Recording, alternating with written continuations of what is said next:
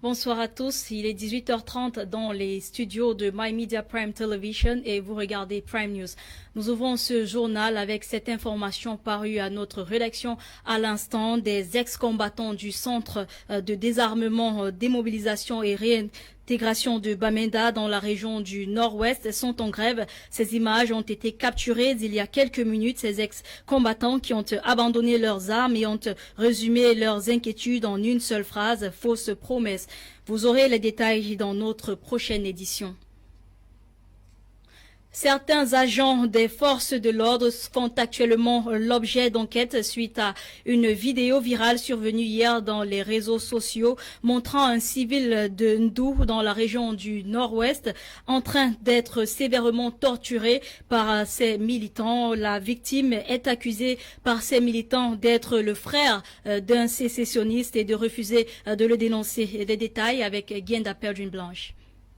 Zhang Fai Bongo was beaten near death by men in uniform on February 11, 2021. His only crime was being a brother to an alleged separatist.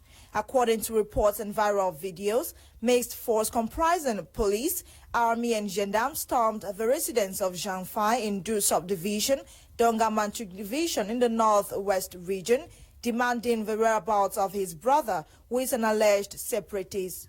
In response, Zhang Fai categorically told them he had no idea about the whereabouts of his brother, stating he might be in the bushes, a response that gave way to severe torture from the forces. The video indicates he was poured water and hit hard with a machete. The torture only stopped when Zhang Fai collapsed due to pain. Legal and disciplinary measures are expected in the days ahead following a communique from the divisional officer of Ndu subdivision, Adamu Shuaibu Ibrahim. Going by the communique, the gendarme, army commanders and police commissioners of Ndu are expected to open proper investigations that will reveal all culprits. This is not the first attack from armed individuals to civilians in the northwest and southwest regions of the country since the escalation of the Anglophone crisis. Numerous cases of assault, torture and kidnaps have been reported lately. As the crisis persists, civilians continue to pay the price.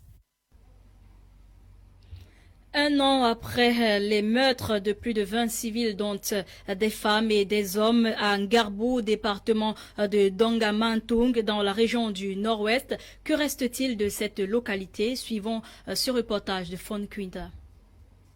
February 14, 2020, Cameroonians and the world at large received shocking images of the gruesome murder of over 20 civilians, including women, a pregnant woman, and children in Gabu, a locality in Dongamantung Division, northwest region of Cameroon. It is 1 year since the sad incident occurred, and survivors and Cameroonians, especially the Anglophone regions of the country, have raised questions relating to government's measure in rendering justice. Massacre, 1 year after, justice has not yet been done to the victims of Ngarbou because the matter is still pending before the military tribunal in Yaoundé. On the 18th of February, the hearing is coming up for the third time, and we expect that at this junction, the hearing is going to open properly in open court.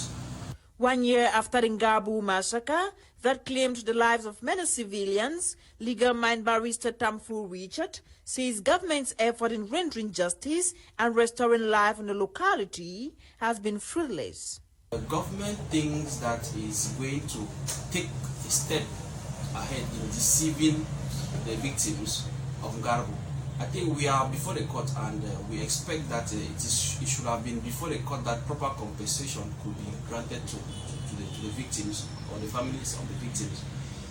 This gesture from the government, to me, can simply be interpreted that government thinks that with 5 million francs, which is representing nothing, it can be able to buy somebody's life. The locality, a year after, has remained a shadow of itself, as most people who managed to escape have never returned. In Ngarbou now, I am not able to go there because when I go there now, I will feel pains. I remember my mothers, my sisters, and the chickens that they burn with fire. It will be worrying me. Ngabu, still very deserted after the first case was heard on December 27, 2020, later adjourned to January and to February 18, 2021. With this, many have urged government and other stakeholders to put an end to the Anglophone crisis. Hier, dimanche 14 février 2021, faisait exactement un an que des atrocités ont été commises à Ngarbou. Les femmes de l'association Stand Up for Cameroon ont donc commémoré hier la mémoire des victimes de Ngarbou et ceux de la crise dans les régions du nord-ouest et du sud-ouest, faisant ainsi appel aux Camerounais à s'unir pour la paix ou alors pour un Cameroun meilleur. Le reportage de Charles Kebois. Stand Up for Cameroon, women of the nation, in loving memory of those who have died due to the socio-political crisis in the northwest and southwest regions of Cameroon, Sunday 14th February 2021 in Bafut, in a church service at the Presbyterian Church Agiati, prayed to commemorate those who lost their life, death and blood that's still flowing in the two Anglophone regions and Cameroon. It is not good for those of us women who are delivering children and feeling the pains that we see our children lying on the streets, being killed for nothing. Father God, we look only upon you, that this, what is happening in Cameroon, this is the year of this situation to calm down. Reading from 2 Corinthians 11, verses 21 to 12, verse 10, Mark 9, verses 30, and Exodus 3, verses 12 to 19, the Reverend Preacher, Reverend Ebai Frederick Tiku, said, even in difficult moments, the presence of the Lord will go with them. Exhort Christians to keep God's presence in all they do. Condemned the ongoing killings in the two Anglophone regions, whose situation, he said, has rather made human beings who are supposed to live in the world with love of one another has rather turned to be enemies and destroying the precious love given by God. Request all to understand human life values. A human life has value. And once they understand the meaning of human life on earth, no one will take away life. And we know that we are praying for peace. But remember, peace is just a fruit. I believe that justice, when justice is implanted, righteousness, peace, and every other thing will take effect.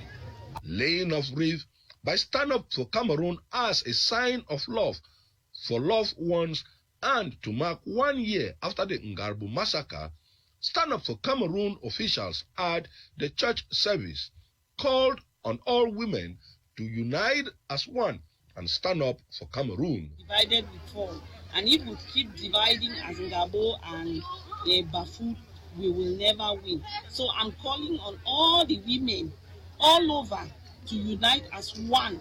The church service at the Presbyterian Church Agiati Congregation Bafut witnessed the induction of 8 youths into the CYF movement of the PCC with mission to carry the gospel of peace and preach the good news.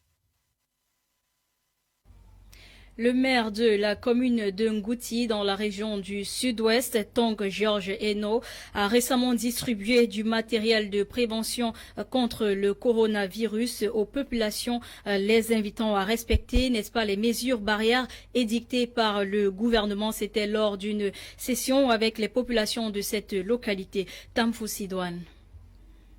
The population of Ngouti subdivision in Kupe Maninguba have received COVID-19 preventive materials from the mayor of the council, Mr. Tong George Eno. Soap, we brought washhand utensils, we brought a sanitary pad. This took place recently as part of activities to mark this year's celebration of the National Youth Day.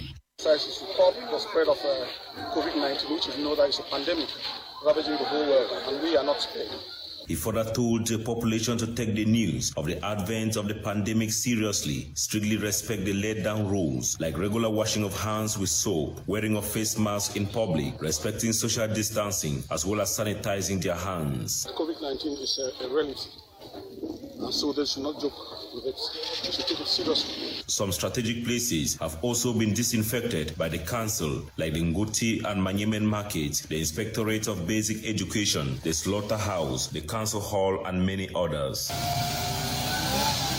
Also attending the event was the divisional officer of Ngoti, Mr. Etengeneng Kevin, who called on the population to join forces for the development of the subdivision. He also used the opportunity to call on the remaining separatist fighters to drop their weapons in order for a complete peace to return in the subdivision and other parts of the southwest region. I'm highly encouraged with the turnout here today. They themselves in the bush, they are aware that they have to turn a new page, and they need to join us and see how we can engage on the developmental strides of the country. As the mayor disinfected public places and distributed COVID-19 preventive items, a door-to-door sensitization was also carried out, cautioning the population about the consequences if the dangerous virus is not prevented. Toujours dans le sud-ouest, la commune de Kumba 2e a entamé les travaux de réhabilitation des routes de cette municipalité, précisément la route du séminaire au quartier Aoussa. Ces travaux étaient supervisés par le maire de la commune de Kumba 2e, Mbachou Jacob Jey. Tamfou Sidouane. This is Seminary Street in Kumba 2 subdivision. Over the weekend, the mayor of the council with his collaborators were here to supervise the rehabilitation of the road, building of culverts and subsequent creation of gutters. To the mayor, Chief Mbachou Jacob K, developing the municipality is the main priority of the council, but the rehabilitation of roads is the most important, as most roads have not been touched for decades. I was forced to make my tour around the municipality, and I found out that the demands of the people were good roads, water, and electricity. So now I've decided to tackle some of those roads. Because if you look, for example, in Kosala, the road leading to the health center is too bad. That is from Nkota. I think after this I have to tackle from Nkota in Kosala, because that is an easier way people pass and go for their treatment. So health first. My Media Prime also sampled the minds of denizens in Hausa quarters. They recounted the difficulties they faced for the past years. Bike driver get accident in the slides. Even when we're picking the worker, we know the worker of foot.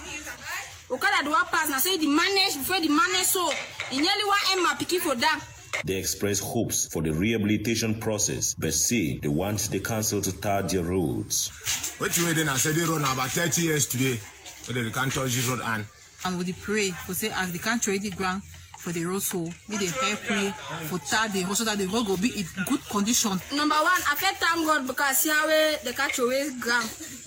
I believe say as they throw away the ground, they will help with them because me I be born in June, July them. But as it stands, many people have appreciated the Kumba 2 team led by Chief Mbachou Jacob K, as he says the council will not leave any stone unturned as far as development of his municipality is concerned.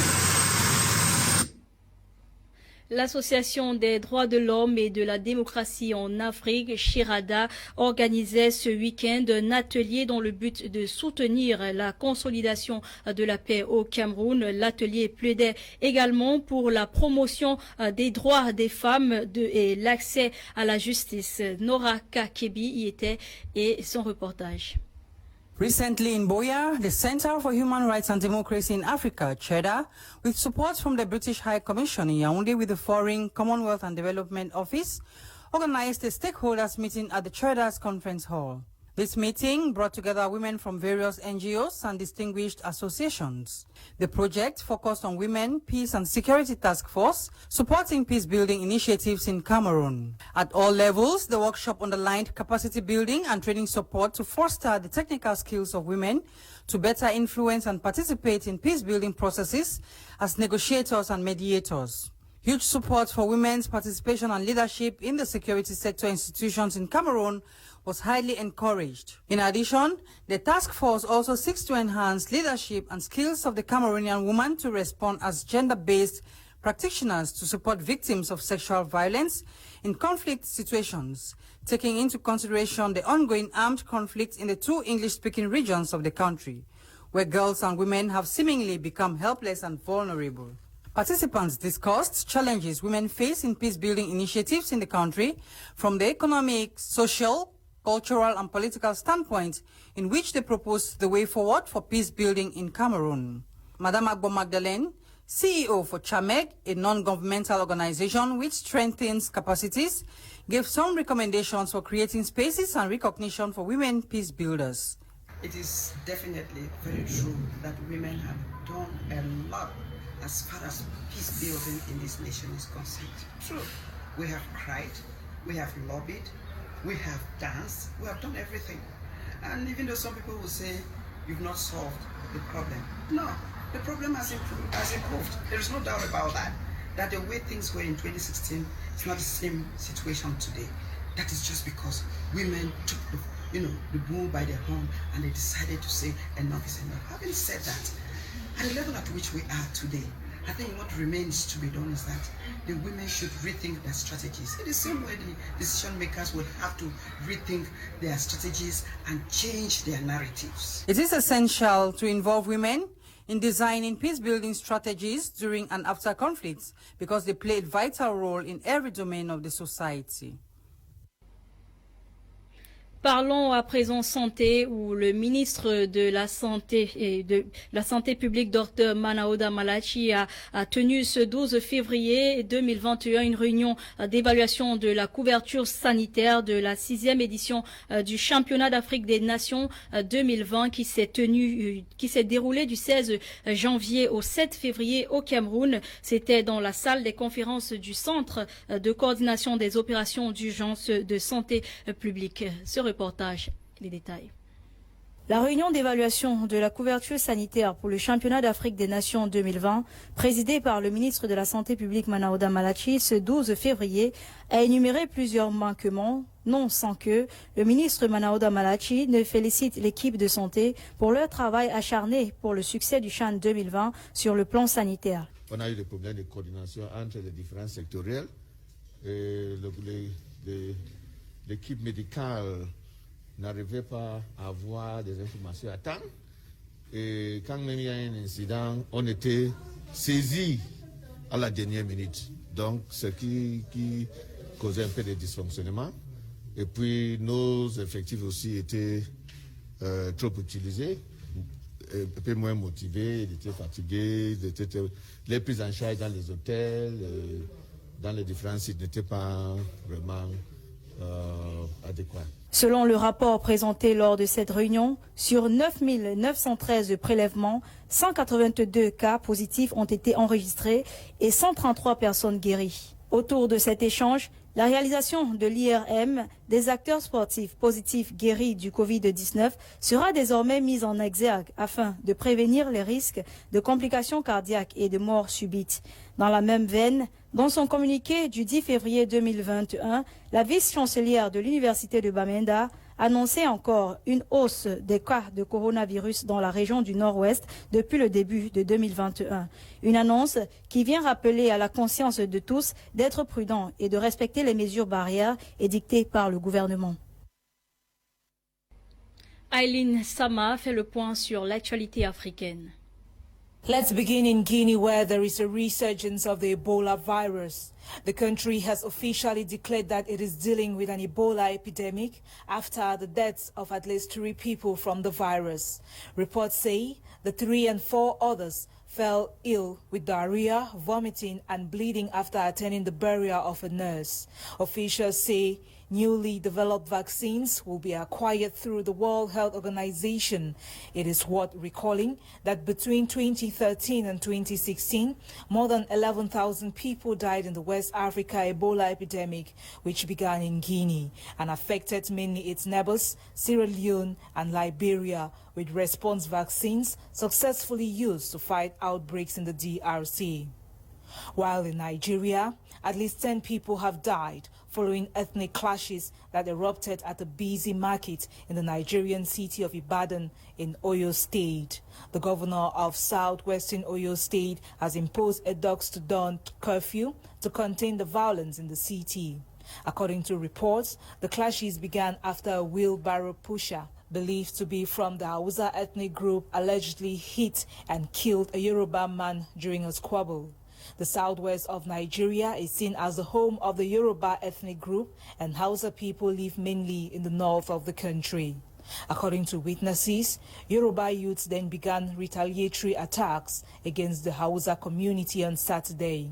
The chairman of the traders union at Shasha Market, where the trouble erupted, said at least 10 bodies were recovered, more than 100 others wounded, and dozens of shops and homes burned down.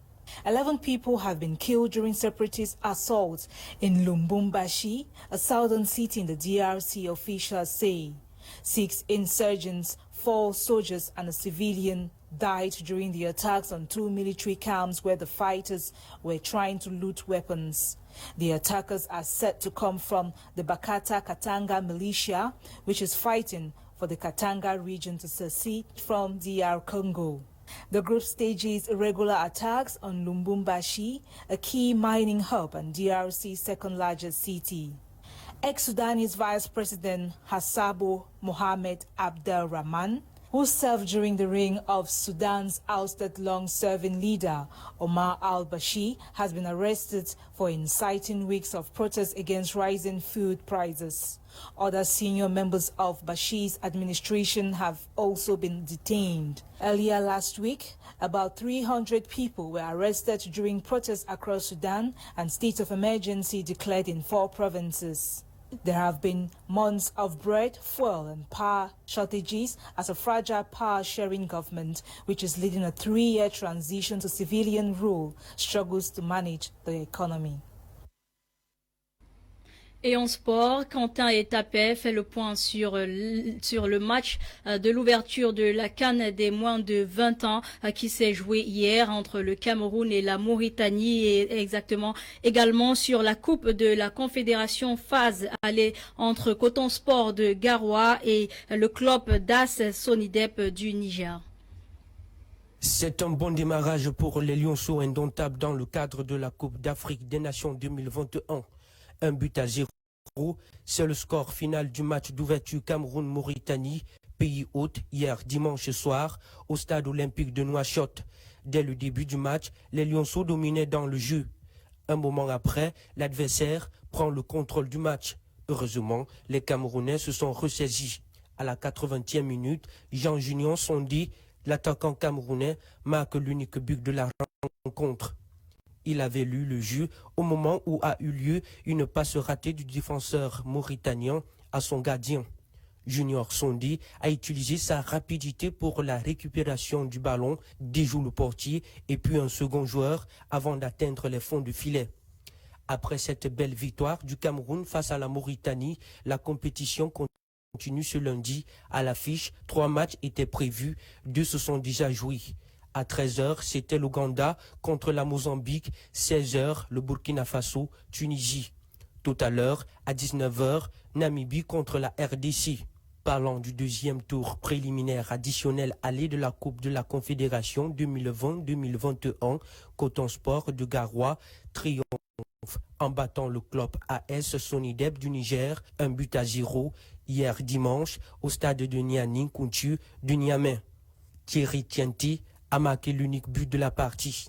Le match retour aura lieu la semaine prochaine à Garoua.